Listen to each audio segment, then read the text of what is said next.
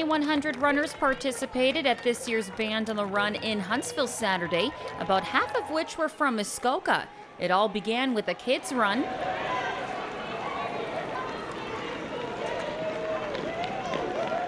with Devin and Jaden the first and second young runners to cross the finish line. Well, I had track and field at my school, so that kind of helps. I used to live here and I moved to Barrie, and it was just nice to come back. Well, in the race, I started off a bit slow and got faster and faster as the race got shorter and shorter. The day progressed with the half marathon, 10K and 5K runs. Co-organizer Justine Brown says she was thrilled with how it all turned out. We were so happy with the success of today.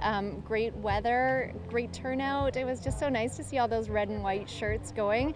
And I did notice this year for the first time I was watching the 5Ks all go out, and there was more 5Ks than the length of the Band on the Run song. They weren't all through the start line by the time the song ended, which was pretty exciting. Now, this year's Band on the Run had to change the course due to construction scheduled on Highway 60, which was part of their original path. The new course directed runners towards the south side of Huntsville, including Brunel Road. We reached out to a few participants who shared their thoughts on the race and route change. The route was awesome. It was scenic and not too many hills. I like that. It was great. I liked it, yeah.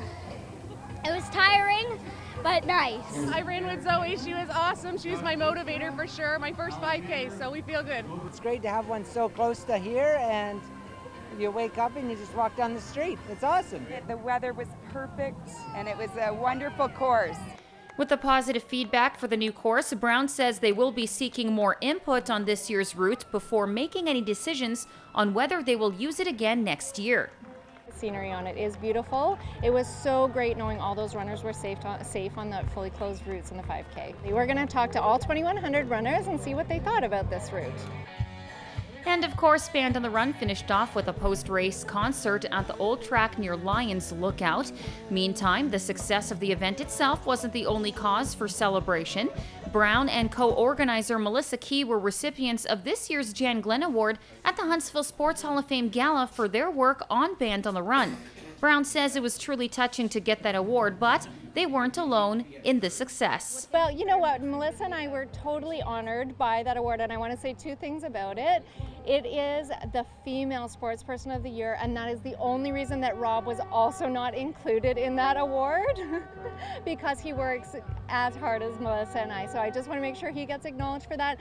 And if you read about who Jan Glenn was, which is what the name of the award for, it's for volunteerism and for your effort in the community. And Band on the Run is all about all the incredible volunteers in Huntsville. There was over 200 of them today, and they were what made the event as successful as it is.